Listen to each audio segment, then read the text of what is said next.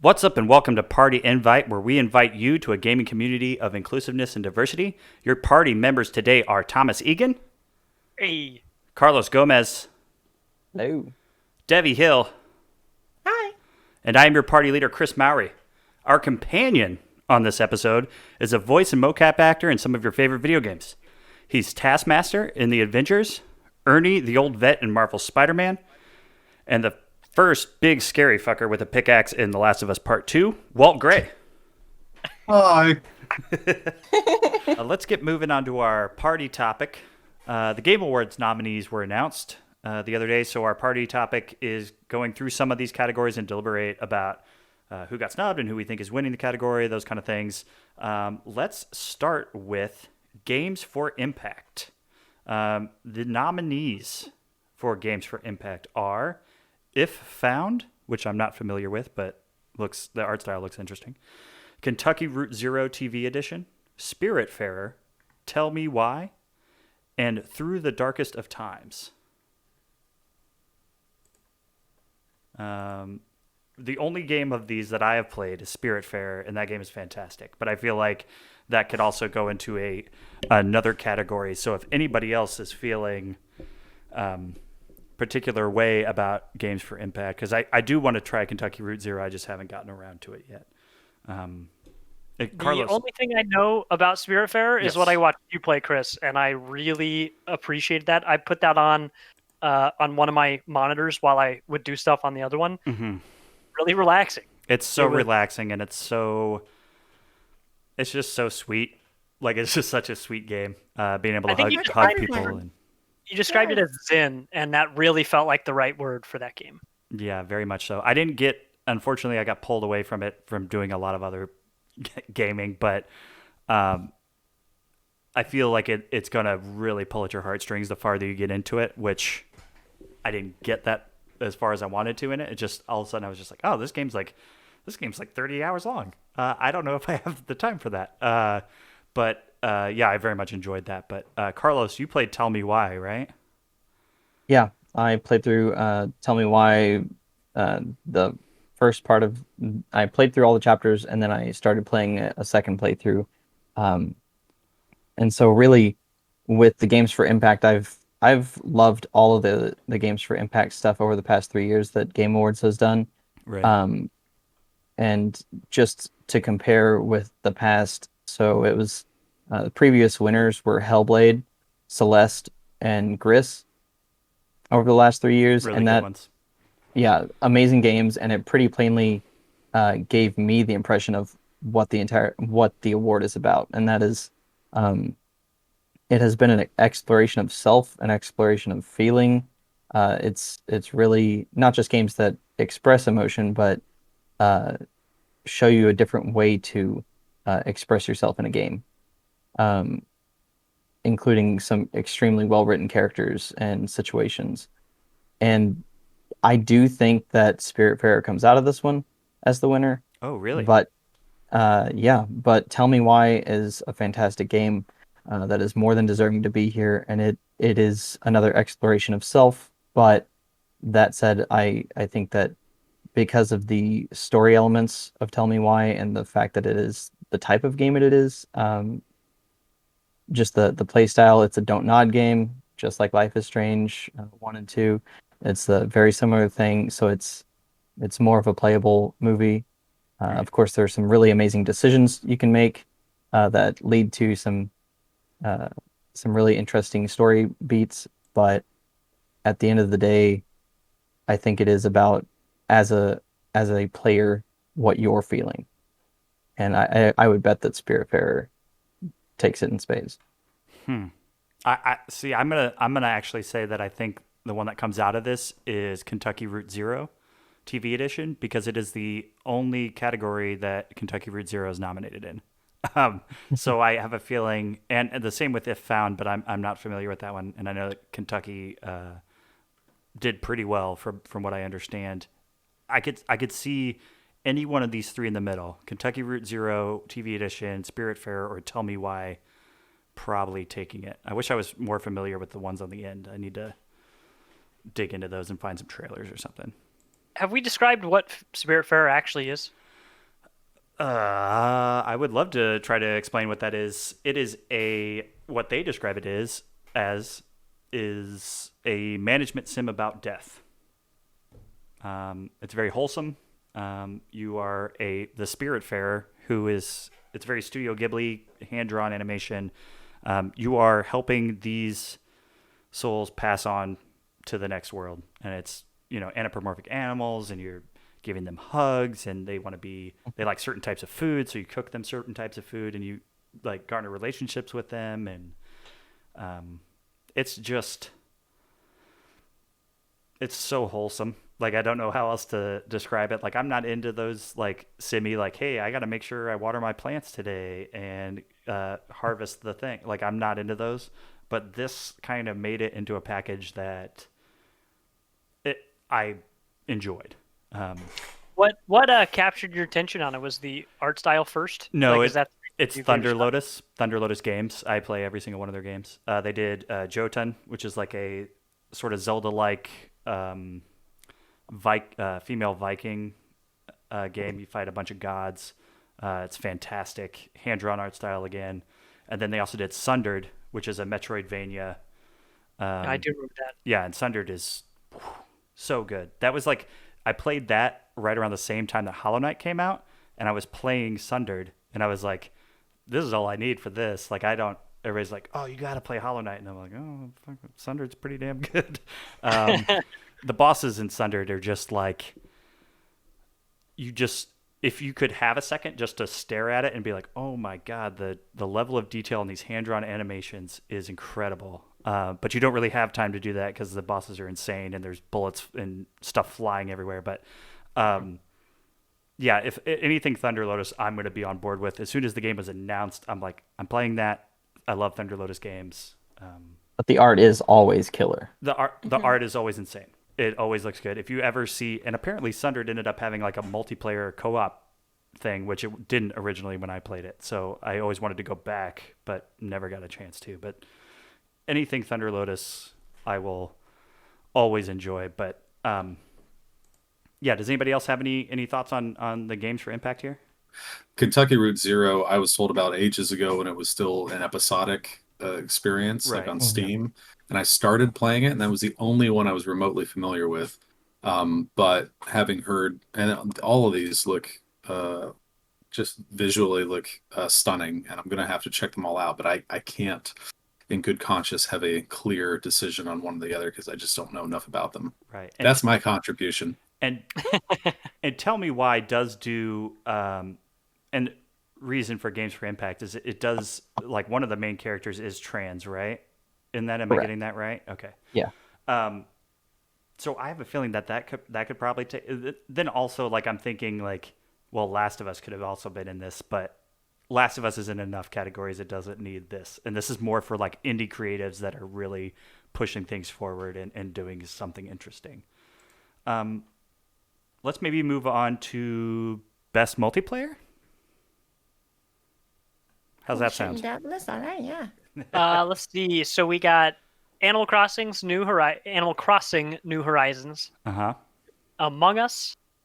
Got Call of Duty Warzone. Man, did that really come out this year? No, it's just Or is it just like the zeitgeist of this year?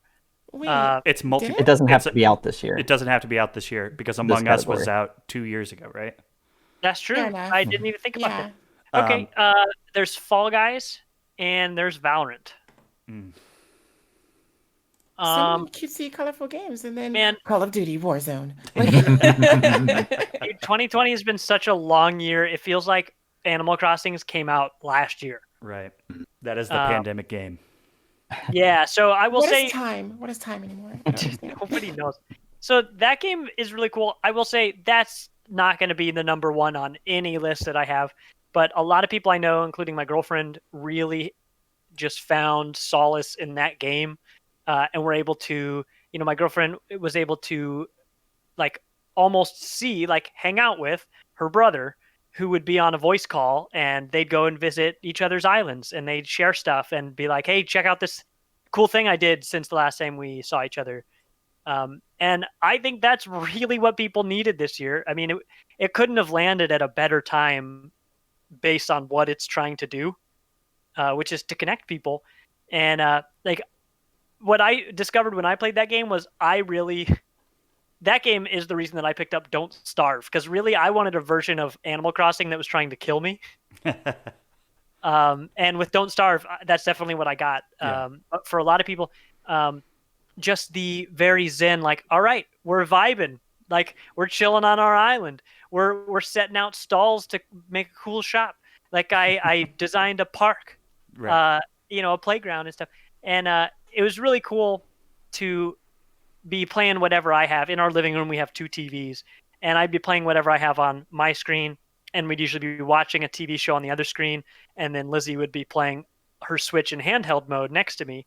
And so whenever I take my headphones off, I'd hear the Animal Crossing music, the music we've all come to understand if you've played any time in that game.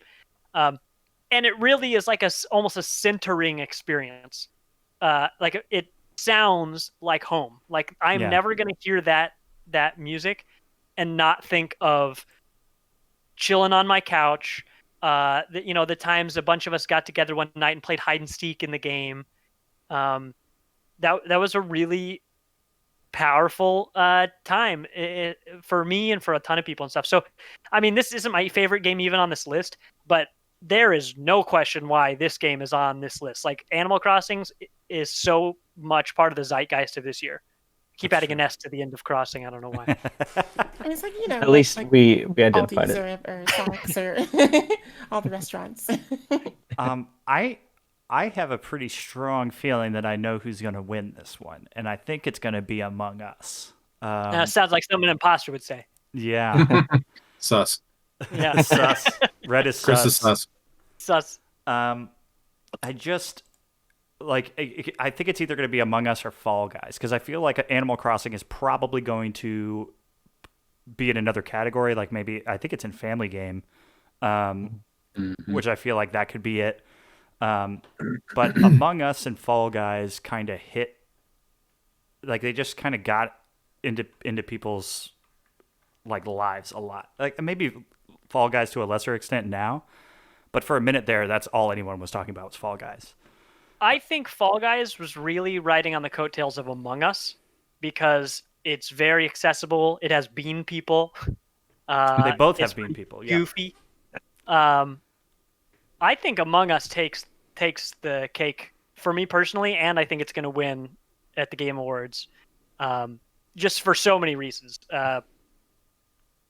Just to compare the two of Among Us and Fall Guys, I think Fall Guys can be great, but when it arrived to people, even though Among Us came out 2 years ago, when it arrived to us this year, it hit the ground running. Everybody was ready to go. Fall Guys kind of has been a little bit confusing. It has a battle pass system, but also it's like, how am I going to play this game long enough to finish this battle pass? Yeah. It did stumble a little bit because it had some issues with the different game modes. People weren't getting to play the games they'd like, and then there were a lot of server issues. So I think the momentum brings Among Us to the top there. I think so sure. too. I think that's one of the reasons that Animal Crossing might stumble as well, because when it first came out, there were a lot of quality of life changes from the previous installments, and even in Pocket Camp that didn't make it over to New Horizons. And they've slowly been coming in through patches and stuff, but there's still a lot of content that's been released in the past that is kind of missing here. It's almost like a shell of an Animal Crossing game. But it definitely deserves to be in this category for sure. I just don't think it has what it takes to win. Yeah. I would also say that a snub is Jackbox Party Pack. Whatever it is, 6 now or 7, whatever we're at. That is a multiplayer game. That's all that is. And those are always just absolutely fantastic. And I know a lot of people played those this year because of the quarantine and like just trying to connect with your friends and things like that. We've done several of them. Doing a video chat with your friends and playing those games together I felt like that could have also been in this category, but yeah. I go ahead. agree that, well, no, I just real quick, my 2 cents, cause that's all it's worth, is, because again, I don't play a lot of multiplayer games. I'm not very good at them. Yeah. I get very frustrated very easily when I'm put up against 12-year-olds from across the world that are significantly better than me, which is fine. I'm glad that they have the practice and the time for it. But everything you guys have said, my friends that have played Animal Crossing, that has filled in that has helped significantly with a lot of people's mental health this year, I feel. Right. And I've seen that, and I've seen people affected by it so positively. And so I understand that. I actually found out about Fall Guys just before Among Us. I didn't know Among Us was an older game. And I think I found out about both of them through memes. I think that because they've both become so popular in the meme culture that I was just like, what is this? And when I looked up Fall Guys, and it was free at the time, I think, to download on PlayStation Plus. Right. I was grinning like an idiot just watching the trailer and then playing the game, and that immediate just like, this is light and bright and fun and silly, and every time they like how they run and everything is just so dumb, but like in the best possible way. And then once I started playing it and just getting really into it, I that's the one I played the most is Fall Guys, and I think that was my vote. But I also recognize how brilliant in its simplicity Among Us is, and how much fun. I downloaded Among Us when I found out that was a big thing too, and my very first game, not knowing how to do anything, I was the imposter, and I didn't know what to do, and I knew I had to kill everybody and I guess pretend to do my tasks. I thought everybody used the vents to just get to one place to the other quickly. I was like, oh, I'll just use a vent because I got to get down here. And then someone was just like, so-and-so used a vent. I was just like, oh, I don't know what I'm doing, guys. I've never played before. Ha. But I was curious. And they just ejected me immediately. They won, which was great for them. But every time I've gone back, and I actually just got it on my phone because I didn't even know it's a mobile game, and it's seamless. It's great. Yeah. But I enjoy it. But Fall Guys, for me personally, just helped put a dumb smile on my face when I needed it most during this quarantine. But I think this is, and I agree with Jack. Jackbox has been consistent throughout the years as a great, and I am surprised that it's not on here because, especially in 2020, that's something you would think, we would flock to and be able to all play together because they're all just such fun party games anyway. But those are my thoughts on the matter. Something with Fall Guys that I wish was there was maybe some announcers, like a Kenny Blankenship from MXC, which is on Prime right now. We just started watching it actually because so good. It's just that's also some nice serotonin that we need right now. Blast from the past. Yeah. All right. So it sounds like we all agree. So Valorant is the winner. Yeah, no one talks about it because I've never heard of it, unfortunately. I think if I cared about esports more or Counter-Strike more, then that would have a much bigger appeal to me. But I don't really care about either of those things. Sorry to the people who do. They seem to be enjoying it. It's clearly on this list for a reason. It's not on my list. Yep. Same. Cool. How about... and also Warzone. Warzone's on there, and a lot of people love it, and that's cool. It's fine. It's certainly Call of Duty. The download size is unacceptable, and everybody should delete it from their PlayStations because it's just too much. It's 200 freaking gigs. Shots fired. That's a lot. Well, I get it because it's an FPS game. That doesn't make any sense. It doesn't make any sense. God of War is less than 50 gigs. You're telling me that Call of Duty is 5 times that? That's what I'm saying. Even talking about? And Cyberpunk is rumored to be at like 70 gigs. Are you what is going on here? The largest game of all time, potentially. Yeah. Well, with Call of Duty, they actually stuck the guns in your system. You have to enter a secret code, and then it'll pop open, and then there's a gun there. So that's where it comes from. It's like a piggyback. If you throw it on the ground, a gun pops out. Kids will love it. Kids will love it. Let's do best indie game next. How about that? Nominees are Carrion, Fall Guys Ultimate Knockout, Hades, Spelunky 2, and Spiritfarer.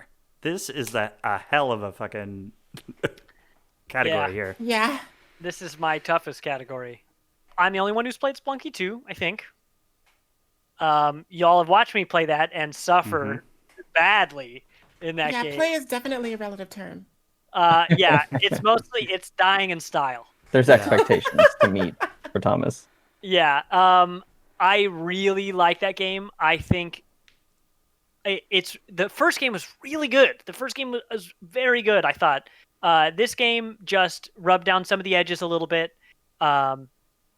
There are things I do and don't like about it, but I don't think that's the quality of the game. I just think it's my inability to play it because I'm not actually that good at it, and it's a very hard game. But I really enjoy it. It feels so rewarding to discover secrets. So for those who don't know, Spelunky 2 is a roguelike where you start at the top of a level and you make your way down and you collect gold and a bunch of other items to try to progress. You spelunk. Yeah. You cave dive. And there are a bunch of different areas. Like you go through 4, generally speaking, please don't ask me to clarify. You go through a zone and there are 4 areas, and then you go to the next zone. There's more to it than that. There's a boss after the second zone and some other stuff. But you can unlock shortcuts by delivering certain items, like carrying them with you to the end of your run. And somebody will be like, hey, I'm working on a shortcut. Do you have 3 bombs? And I'm like, sure, here, take them. But it's very rewarding to get better and slowly unlock those shortcuts so that you can play the more difficult levels and practice on them. There is a secret quest. There's a secret quest line. And I think there might actually be 2 secret quest lines in this game. But I keep trying. The other day when I didn't have my save file on PS5, I couldn't do the shortcuts because I didn't have the save file, right? So that progress was moot. But I could still work on the secret quest line. And I love how the game, it does not tell you how to do it. It doesn't even tell you that there's a secret. It just gives you things and you have to figure it out. And I really appreciate that. So it's a game where you definitely have to teach yourself. The game teaches you the very basics of how to jump around and pick stuff up and throw it. But I really appreciate the sense of discovery that the game has. And I'm going to continue to play that every Tuesday until I beat it, which could be a really long time. Yeah. It's not a game for everybody, but I sure do like it a lot. If you've played the original Spelunky, you kind of go into the game knowing what to expect with Spelunky 2. There's not really much that's different. There are different physics, of course, and different ways to traverse the caves. But other than that, it's basically more of the same, which is one of the reasons that I don't think it has a strong chance over something like, say, Hades. Yep, totally agree with that. I think Hades is definitely going to take this one. Like, not even close. It's just, I such a think masterpiece. Spelunky belongs on this board, but For sure. there's no way it wins it. There's no way. My thinking is if Spiritfarer is able to win Games for Impact, then Hades should win here. But Dude, horse trading. if there's, I feel like Hades or Spiritfarer needs to win something, and I feel like Hades could win like in a couple of categories, like Game of the Year. like possibly Game of the Year. Honestly, yeah, I would say that too. But or like best art direction or something like that. I definitely could see Hades winning. But yeah, that's where I'm kind of split between those two because I love Thunder Lotus and I also love Supergiant, right? Yeah. For some reason, I started mixing it up with Drinkbox. But yeah, Supergiant and Thunder Lotus, great developers, always put out really good stuff. And if we torn were between properly horse trading, I would wish that Hades gets Game of the Year, and that we could give Spiritfarer best indie game as a result. But I still think Hades is the best indie game. I just want Spiritfarer to win because I want Hades to just win Game of the Year. Definitely, we talked about it before, but I am very interested in Carrion. I could talk about it forever. You have 45 minutes. Go. I'm not going to do an Apex, but definitely later Carrion might have one. Carrion. It's really funny because we call this the indie game title, the indie game category, but Devolver, Thunder Lotus, and Supergiant are 3 of the biggest indie developers that are out there. They're still indies. They're not. You know what I mean? But they could be bought by Microsoft tomorrow and be producing the same stuff. That's true. Yeah, um, that's absolutely true. with Carrion, it's technically, I don't know why Carrion was also in the debut games, but Carrion was developed by the same people that did Butcher. So it's technically not their first game. But Carrion is almost a reskin of Butcher if you've ever played Butcher. But it's so good to finally be the monster. The reverse horror angle is the coolest. If you love The Thing and other sci-fi like that, like The Blob, and you've always thought about what you would have done if you were this mindless creature, it's just a really good time. I played it on launch, and I basically beat it 2 times on launch day. Yeah, you said that. You're like, oh because- yeah, I downloaded it yesterday and I beat the whole thing twice. It's like, Yeah. what? And Walt, this is for you because you definitely need to play it. Yeah, On I want to. on launch day, there was a little bit of a bug. It's a Metroidvania, but there was actually a way that you could basically lock yourself in a certain section of the game, and you could no longer progress. And it also is like 85% of the way through the game. No, not like this. You hate to hear it. And so I did it, and I did it because I was just being overzealous. I wanted to just fuck shit up, and I did that. Right. And it activated the glitch, and then I just replayed the whole thing again right after. But it's such a good feeling to mess stuff up in Carrion, and it definitely is a great game, but it doesn't hold a candle to Hades or Spiritfarer for everything else that they bring. Technically, most people will play through Carrion once, and that's it. They may never pick it up again. There's no extra features or anything like that. Yeah, what I'm learning from joining you guys today is that I need to play Hades starting tonight. Because apparently it is on every level. Apparently it is just the best thing ever. So that and Spiritfarer. And is Hades only PC and Xbox, or what's it on? I think it's on everything. I think it's on everything. I'm playing it on Switch. Okay, I just tried to find it on the PlayStation Store and I couldn't. I don't think it's on the PlayStation Store. Well then, it might be. It might be only Switch and PC right now. Is Spiritfarer also? Spiritfarer I have everything. Switch and PC. It says on Hades. So yeah, Hades. I think Hades takes this. That game is exceptional in a lot of ways, and it's a roguelite, Greek mythology, trying to break out of Hades. You're mad at your dad, Zeus. Awesome. He's a bad. No, I've heard nothing but great things, and tonight clinched it. I'll definitely check it out. It's really good. Absolutely check that out. Best performance category here. Nominees are Ashley Johnson as Ellie, Laura Bailey as Abby. Oh my gosh, I'm gonna butcher this. Daisuke Tsuji as make that bigger for me. Jin Sakai. I'm pretty sure I got that right. And Ghost of Tsushima. Logan Cunningham as Hades in Hades. And Najee Jeter as Miles Morales.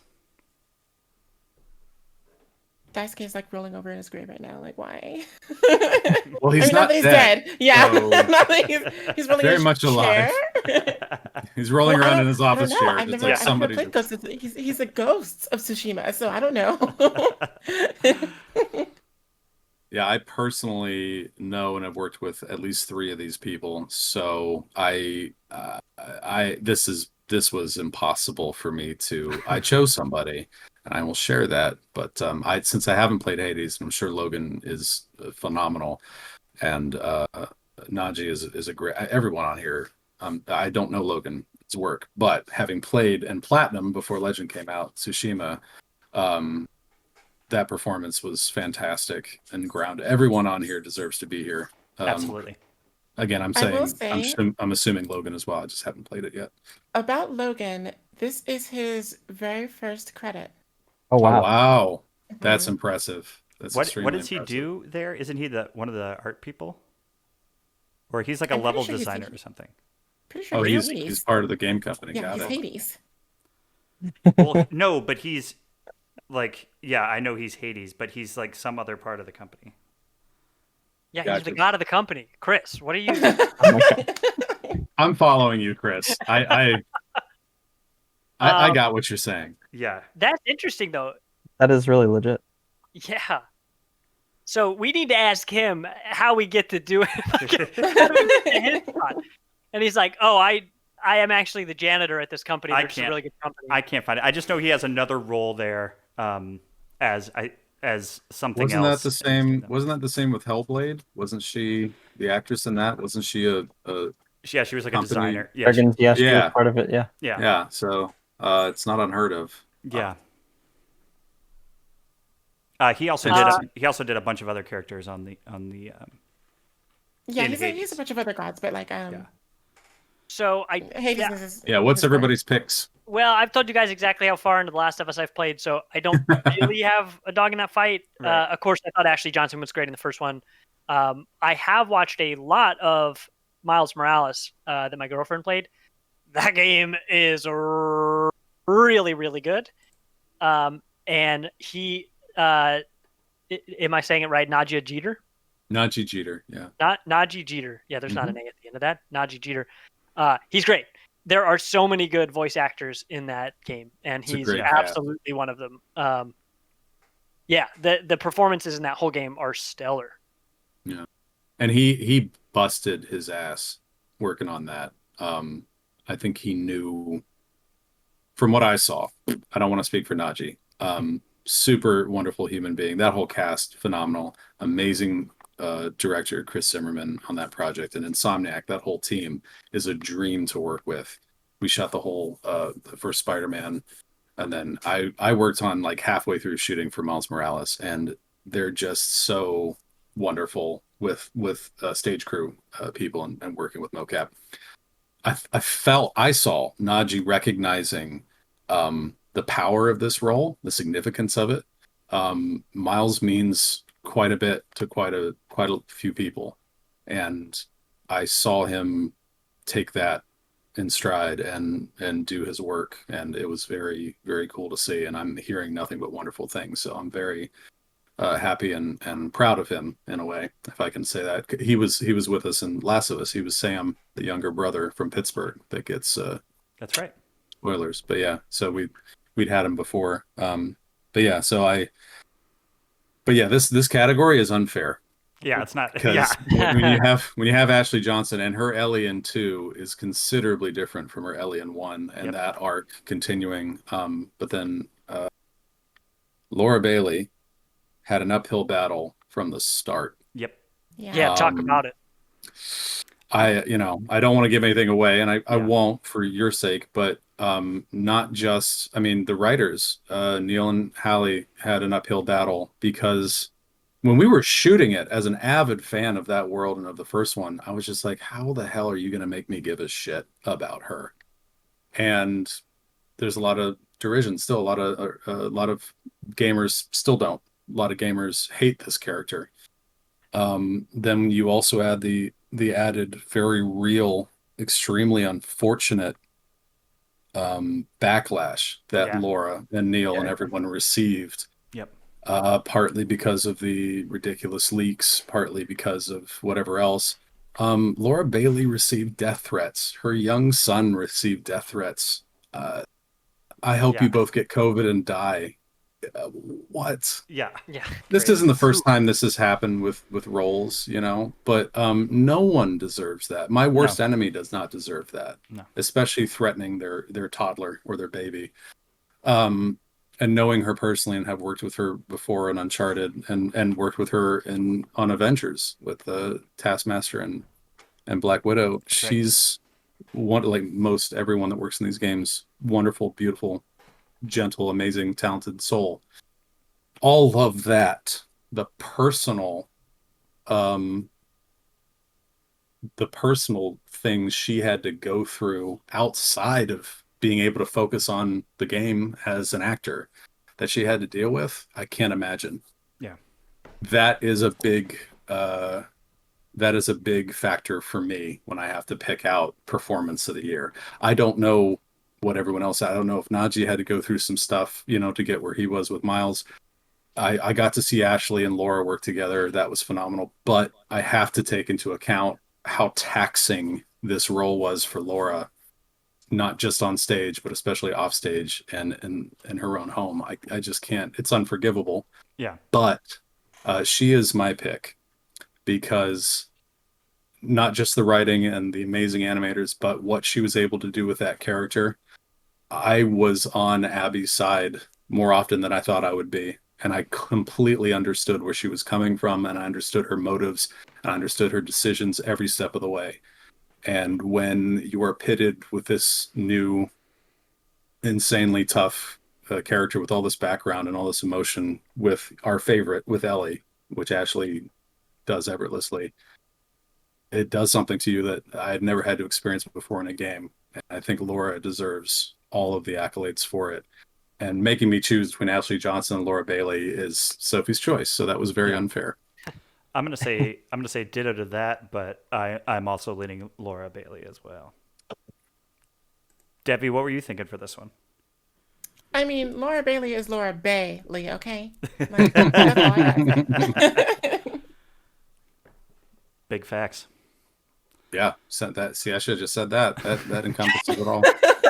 Quick and easy. Yeah, Carlos, I'll say ditto to that. Carlos, did you already put your 2 cents in here?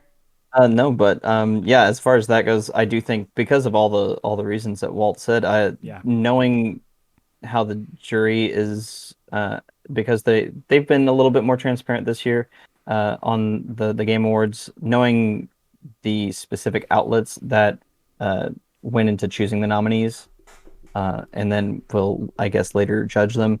I'm pretty well counting on Laura Bailey.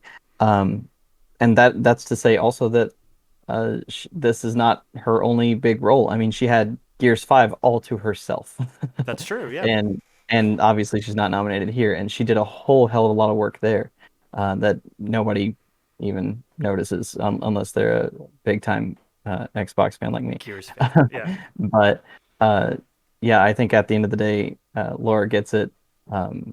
Kind of almost an overall achievement, right? Not even just for this That's single what it sounds like. performance. She basically platinumed this category. Yeah. Very nice. Well said. Next category, Best Game Direction. Final Fantasy VII Remake, Ghost of Tsushima, Hades, Half-Life Alyx, and The Last of Us Part 2. I'm going to, if I may, give my answer and quickly feed the dogs while y'all Absolutely. keep talking, and I'll Yes. jump right back in. Perfect. So I hope I don't step on anybody.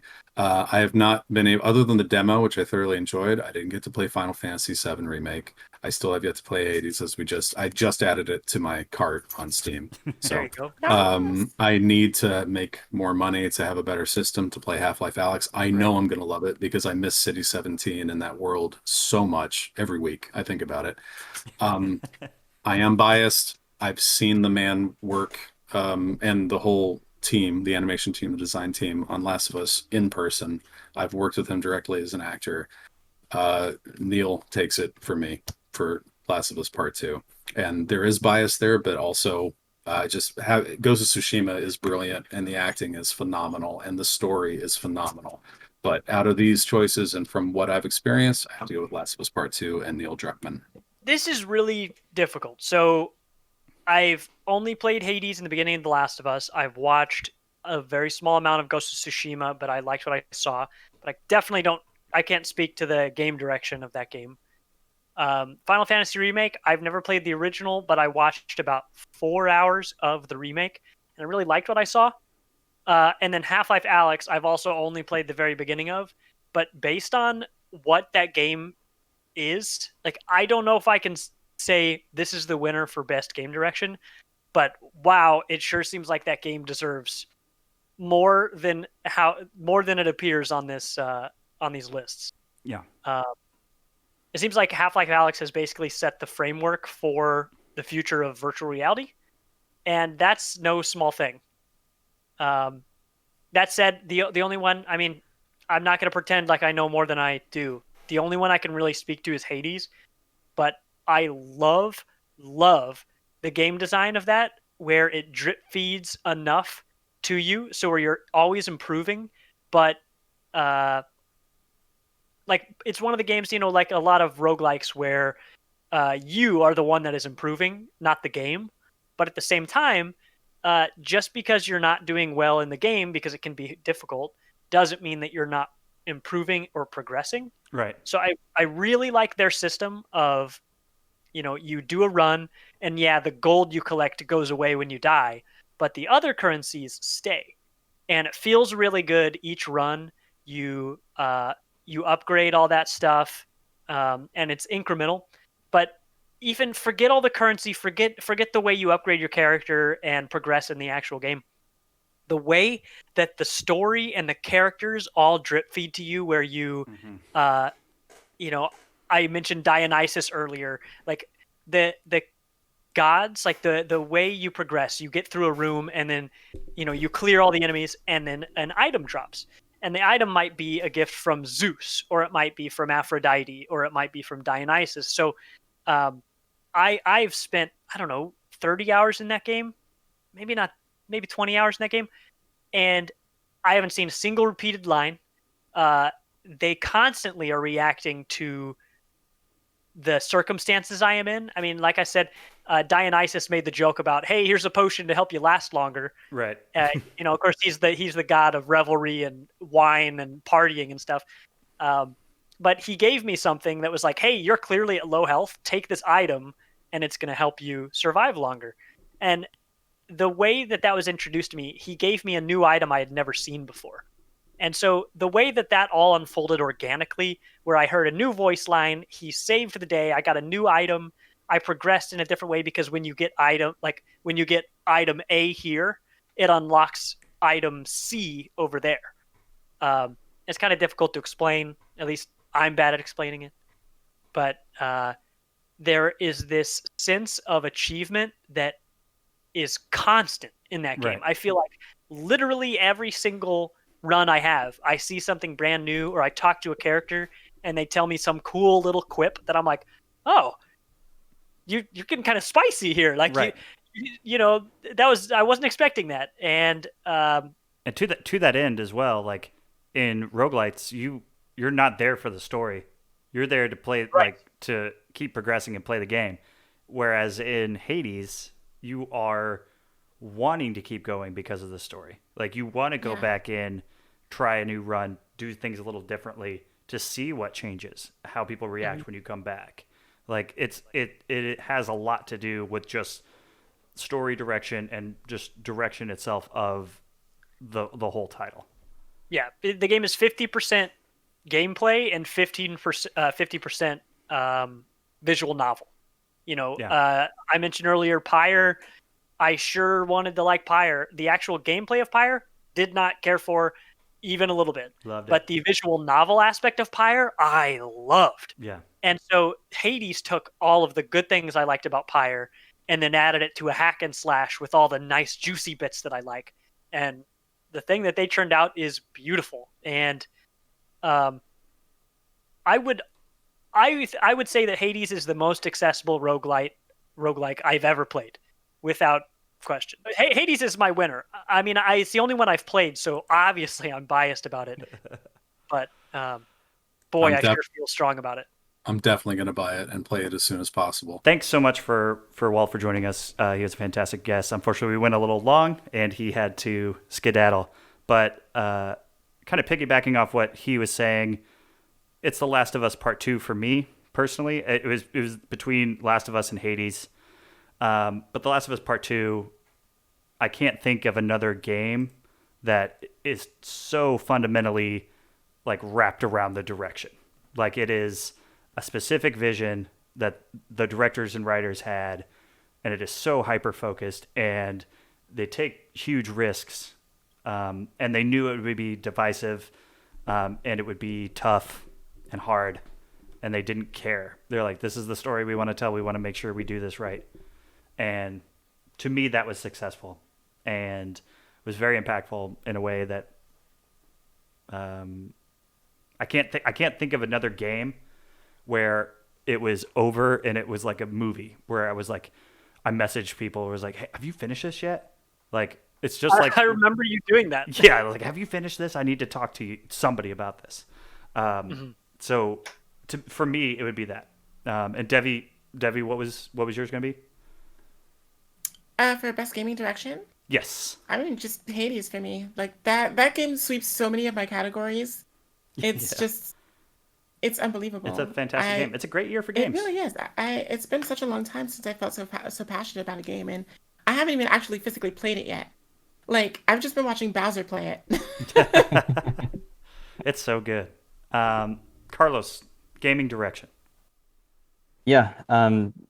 Despite the fact that I haven't gotten to play these, unfortunately, not having the PS4 side of things, going through the data, the history, knowing the things that we do about the awards, like I'm diving a little deep into it, but definitely one thing to take from the Game Awards is the history. So just like the Oscars had many years of doing the same thing, and they're trying to change a little bit. The Game Awards last year, after 3 straight years, I believe, of the Game of the Year also winning Game Direction. Last year they changed it up. Sekiro got Game of the Year, and Hideo Kojima got Game Director. So with that said, I think here, matching pretty well with what you said, Chris, just the intent behind The Last of Us 2 gets it. And the power of the game itself. It knew exactly what it wanted to do. It did it. It made an impact that may actually change a lot of AAA titles in the future. It hits so many of the big things that a Game of the Year contender does. And the director of that game has to be the person that was most influential there. So yeah, I'm saying Last of Us 2 gets best game direction, and realistically, I also bet that it gets Game of the Year. I agree. I have a feeling it's going to win Game of the Year as well. I think let me see what the category or the nominees are really quick for this. Category Game of the Year: Animal Crossing: New Horizons, Doom Eternal. I'm confused on why that's on there exactly. Right. Final Fantasy VII Remake. Wait. I thought. Well, whatever. Keep going. Ghost of Tsushima, Hades, and The Last of Us Part 2. Yeah, and really the last 4 there are the only ones actually up for it. I don't think so. I actually think Animal Crossing could. Because... Okay, and I have not played Doom Eternal, but I just want to speak for all the people that I've seen say really good things about that, including people whose opinions I really respect. Do I think Doom Eternal is going to win? Maybe not, but it absolutely seems to belong in this list. I have not played it. I've barely even watched it, but I've heard a lot of really good things from people whose opinions I respect. And I've heard the opposite. I have heard that the people first you respect don't mean anything. Moving on. The Doom. I've heard that the Doom remake, which I did play, which is good, was excellent. And maybe in Doom Eternal they just went a little too far, and just didn't quite hit the same. Is what I have gathered from people that have played that, but it wasn't really. Would you say that it was Doom Eternal from the start? I mean, realistically, I'll add that the indie titles honestly have a better shot than Doom Eternal does. I do too. I think that don't sleep on Animal Crossing here. And I know that sounds crazy, but Animal Crossing: New Horizons was a phenomenon that we may not ever see again. Yeah. I'm pretty sure that's the highest selling Switch game. I think so, yeah. It's at 35 mil or so estimated right now. I think it's only like 3 million away from Mario Kart, and then it'll be. Yeah. I think Animal Crossing is going to win something, and maybe a couple of categories in this, just because I don't think even Nintendo saw this going the way that it did, and it kind of just hit at the right time. everybody's in quarantine and they want to play something on their Switch. And it just becomes this huge thing. There was a talk show. Well, also, I mean, just Animal amazing. Crossing fans have been waiting for a new Animal Crossing game for 8 years. Yeah. Right. But Animal Crossing fans now is like way different than what Animal Crossing fans were before the game came out. You know what I mean? Like, The casuals really came this time, yes. Yeah, for sure. yeah. Absolutely. And so I it's probably not going to win Game of the Year, but keep an eye on it in some of these other categories. I think it'll, if they ever release like how the voting kind of went, like I think that Animal Crossing should be way up there on a lot of the lists. But I honestly think it has the chops to kind of take it. You know what I mean? Yeah. Because I would go play these other games, right? Say I pick up Hades. I get done with Hades. Then I'm going to go play some Animal Crossing. Like, I'm never Right. not in the mood to play Animal Crossing. I'll go play Ghost of Tsushima, you know, really serious, heavy cinematic game. And then I want to cool down with some Animal Crossing. Or Right. I'm having a really bad mental health day. Animal Crossing. Like, Right. it's just such like a panacea for today's climate. It really did come out at the perfect time. I Yeah. think it has what it takes to win. I mean, I've got around 300 hours. You got about 700 something hours, right, Debbie?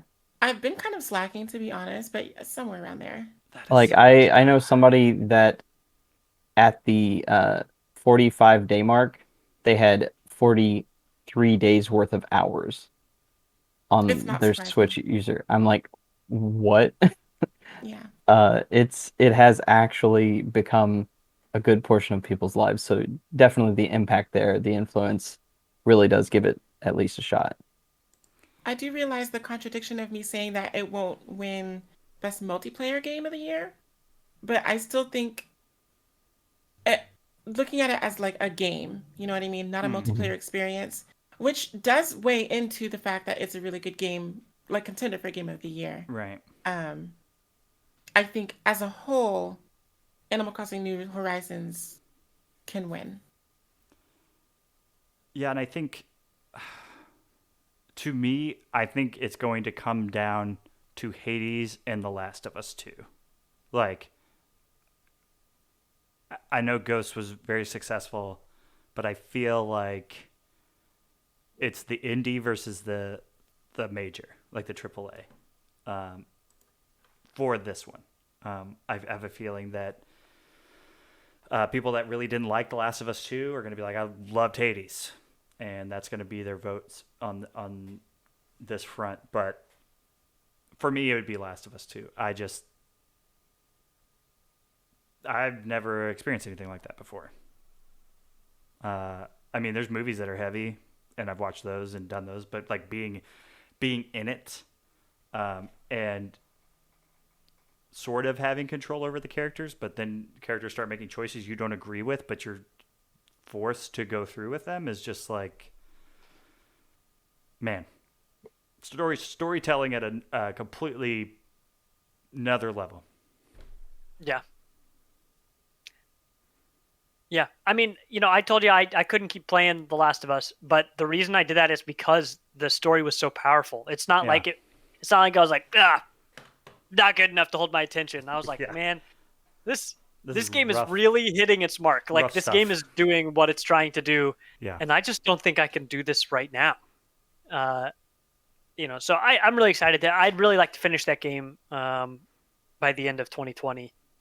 Yeah, that sure is a game that is not afraid to take risks. That's for sure. Nope.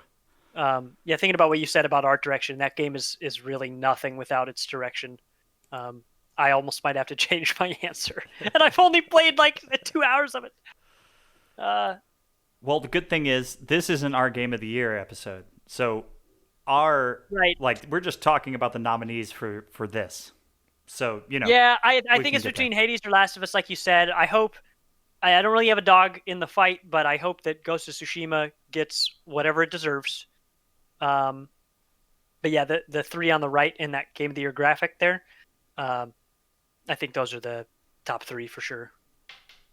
I don't really care about the Final Fantasy remake that much.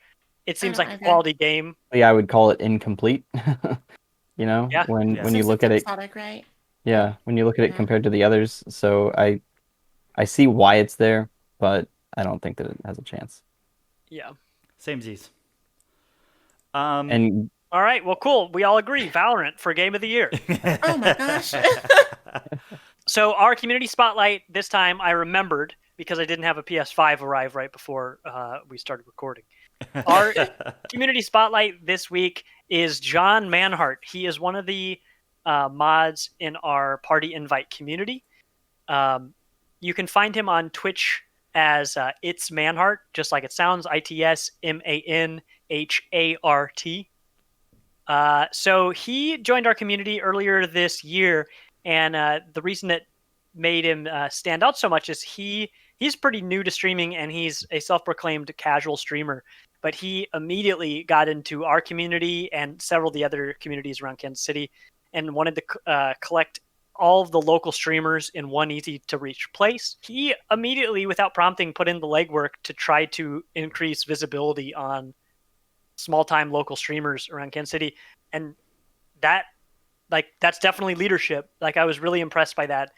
And that was the first reason that I wanted to ask him to be one of the mods in our community. But he streamed all sorts of games. He's played Phasmophobia here and there. He's played a bunch of indie games I've seen him run on stream.